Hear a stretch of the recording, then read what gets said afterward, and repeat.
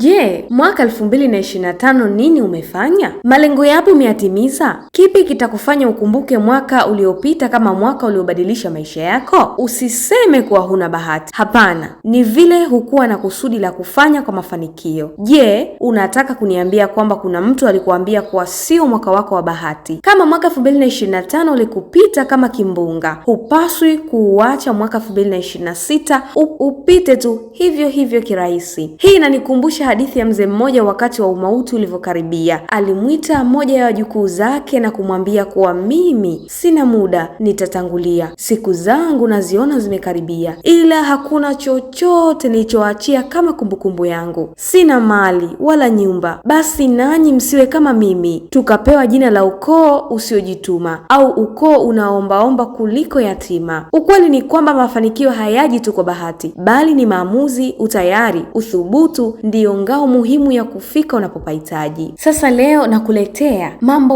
10 ambayo unapaswa uyafanye na kuyazingatia kwa umakini ili ufanikiwe katika malengo yako. Namba 1, weka malengo yaliyo wazi na yanayopimika. Mafanikio huanza na kuwa na malengo mwelekeo. Bila malengo, utakuwa kama msafiri asiyejua wapi anakwenda. Jiulize, nataka kufanikiwa katika nini? Malengo yako yawe wazi, yaandike kabisa na yawe na muda wa kuyafikia. Malengo hukupa hamasa, hukupima maendeleo yako na kukusaidia kuepuka kupoteza muda kwenye mambo yasiyo na maana. Namba 2, jitambue na jiamini. Kujitambua na kujua uwezo wako, udhaifu wako na vipaji ulivyo navyo. Usijilinganishe kupitia kiasi na wengine, kwani kila mtu ana safari yake. Jiamini hata pale mambo yanapokwenda polepole. Kujiamini kunakupa ujasiri wa kujaribu, kushinda, kujifunza na kuendelea mbele bila kukata tamaa. Jambo la 3, kuwa na nidhamu ya juu. Nidhamu ni kufanya kile unachopaswa kufanya hata kama huna hamu. Watu wengi wanajua nini cha kufanya,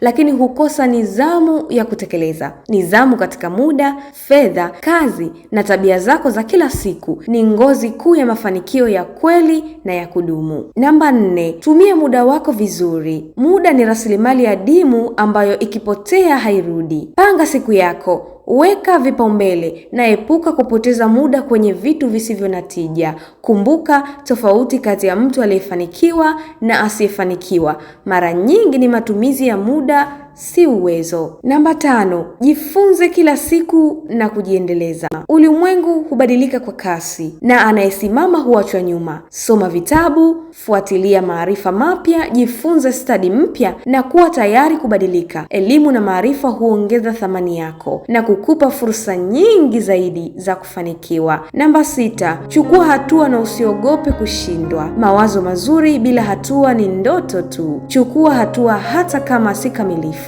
Kushindwa si mwisho wa safari, bali ni somo. Watu wengi waliofanikiwa zaidi walishindwa mara nyingi, lakini hawakukata tamaa. Walijifunza na kuendelea mbele. Namba 7, unapaswa uchague marafiki na mazingira sahihi kwako. Mazingira yaliyomo na watu unaoishi nao vina mchango mkubwa katika mafanikio yako.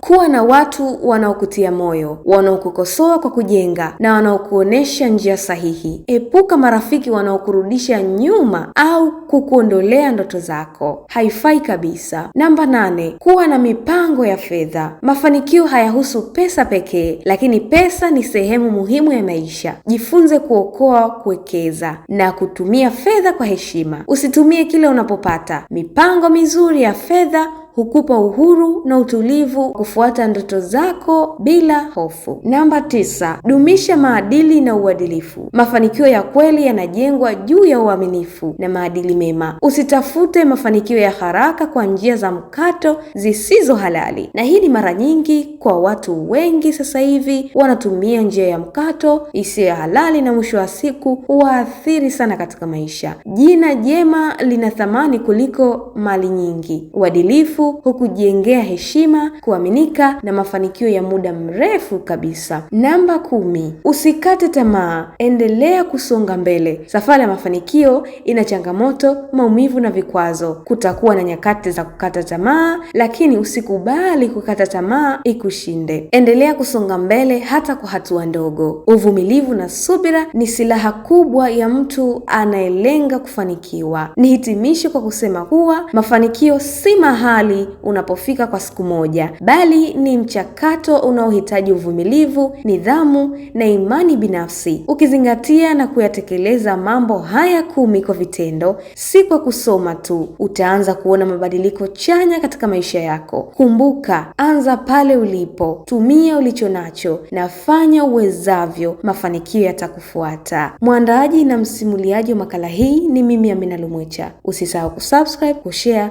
kulike pamoja na kucomment. Hii ni Zantime.